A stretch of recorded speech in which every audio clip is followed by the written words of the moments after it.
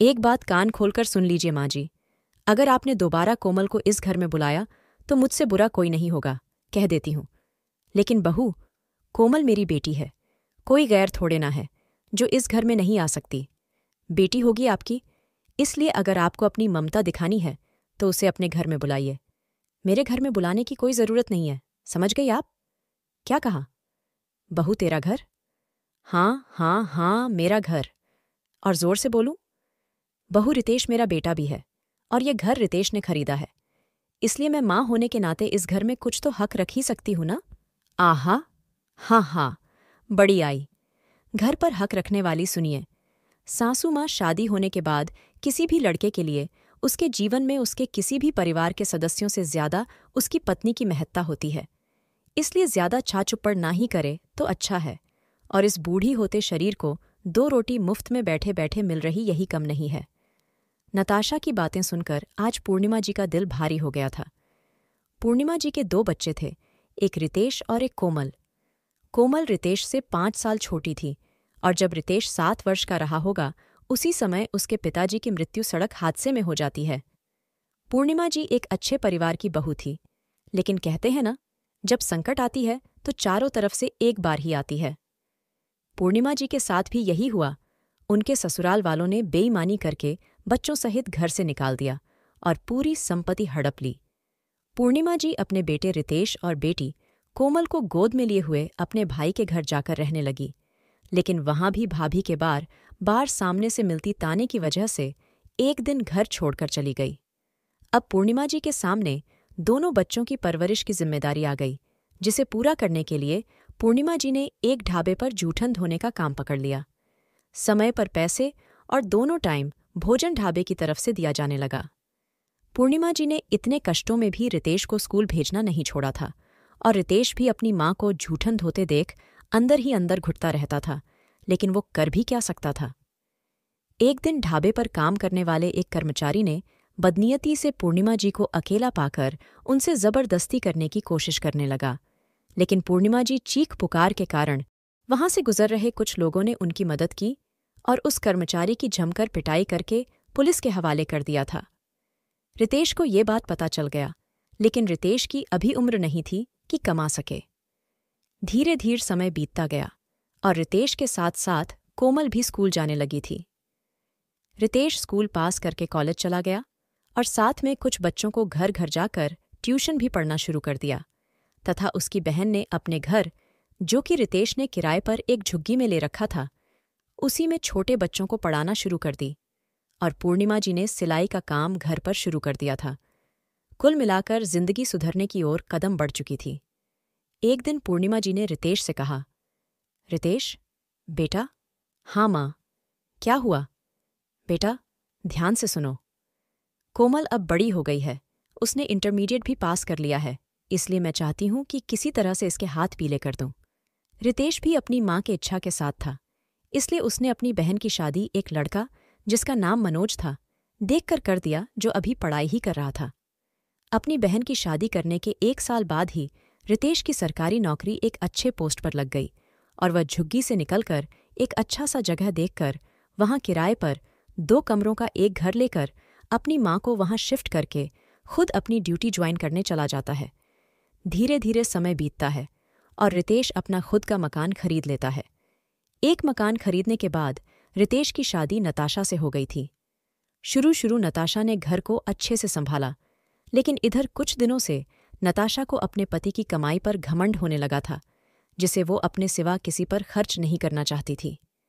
कोमल अपनी माँ और भाभी से मिलने आ जाया करती थी, तो पूर्णिमा जी उसे जाते समय कुछ न कुछ से दिया करती थी, क्योंकि कोमल के पास अभी भी सीमित आय थी जो वो खुद से ट्यूशन पढ़ाकर जमा करती। वहीं उसका पति अभी भी नौकरी के लिए जी तोड़ मेहनत कर रहा था। आज फिर कोमल का अपनी माँ के घर आना हुआ था, तो माँ का नताशा को विदा करते समय झोला भरकर सामान देना नताशा को खटक गया था, इसलिए नताशा पूर्णिमा जी से बदतमीजी कर बैठी थी। कुछ देर उदास बैठे रहने के बाद पूर्णिमा जी ने नताशा के बार बार किए जा रहे इस तरह के बर्ताव से छुटकारा पाने के लिए एक निर्णय लिया और एक थैले में अपनी जरूरत की सामान लेकर बिना नताशा को बताए घर से निकाल गईं। इधर नताशा शाम तक अपनी सास को घर न आता देख बड़बड़ाती है, पता नहीं ये बुढ़िया कहाँ जाकर मर गई। अभी तक आई नहीं, समय बीतता गया और पूर्णिमा जी को घर से गए। आज 10 दिन से ऊपर हो गए थे। तभी घर में बिना बताए उनका बेटा रितेश छुट्टी पर आता है और घर के सभी सदस्यों के लिए कुछ न कुछ उपहार लेकर आता है, जिसमें उसकी बहन तथा बहन के पति के लिए भी कुछ रहता है और साथ ही नताशा के लिए भी। कुछ देर बीत जाने के बाद रितेश नताशा से पूछता है, नताशा माँ कहाँ है?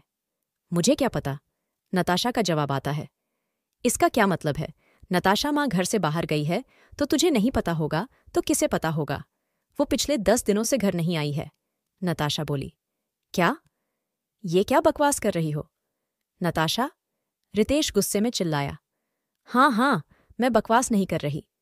10 दिन पहले मैंने कोमल को घर बुलाने के लिए मना किया था, क्योंकि वो जब भी आती थी माँ घर से कुछ न कुछ सामान निकालकर कोमल को दे देती थी। इसलिए मैंने मना किया था तो मुझे बिना बताए घर से बाहर निकल गई। अरे बेवकूफ़ औरत, और तुमने मुझे बताना उचित भी नहीं समझा, रितेश ने नताशा को बीच में टोकते हुए कहा। मैं नहीं चाहती थी कि किसी की वजह से आप बेवजह परेशान हो। किसी की वजह से? अरे वो माँ है। मेरी समझ आया तुझे? रितेश गुस्से में जल रहा था। अगर मेरी माँ नहीं मिली तो मैं तुझे भी कहीं का नहीं छोड़ूंगा। कहता हुआ रितेश घर से निकल गया और सीधे अपनी बहन के घर पहुंचा, जिसे देखकर कोमल बहुत खुश हुई। लेकिन तभी रितेश रोते हुए पूछता है, कोमल, क्या माँ तेरे पास आई है? नहीं भैया। लेकिन माँ गई कहाँ? भैया मुझे नहीं पता। रितेश और मनोज, कोमल के पति, मिलकर जहां तक संभव हो सकता था ढूंढने का प्रयास कर लिया, लेकिन पूर्णिमा जी का कहीं पता नहीं चला। कुछ दिनों बाद कुछ लोग नताशा के घर आए और नताशा को घर के कागज दिखाकर घर खाली करवा लिया, क्योंकि रितेश ने नताशा को बताए बिना घर बेच दिया और खुद अपनी पोस्टिंग दूसरे जगह करवा लिया। सालों बीत गए थे, लेकिन रितेश को विश्वास था कि एक न एक दिन माँ जरूर मिल जाएगी। इसलिए रितेश अपनी बहन से संपर्क में रहता था और मनोज, जिसका अब हेल्थ इंस्पेक्टर के पद पर सरकारी नौकरी लग गई थी, उसे भी माँ को ढूंढने का प्रयास करने के लिए बोल रखा था, ताकि कहीं माँ दिख जाए तो पता लगे। इधर नताशा के बुरे दिन शुरू हो गए।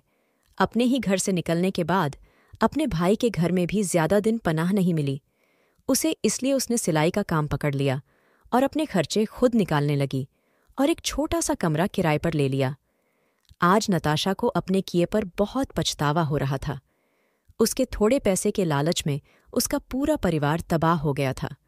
वो कभी कभी कोमल के घर चली जाती थी कि कहीं से माँ और रितेश की जानकारी मिल सके, लेकिन कोमल ने कभी रितेश के बारे में जिक्र तक नहीं किया था, क्योंकि रितेश सख्त हिदायत दे रखी थी कोमल को।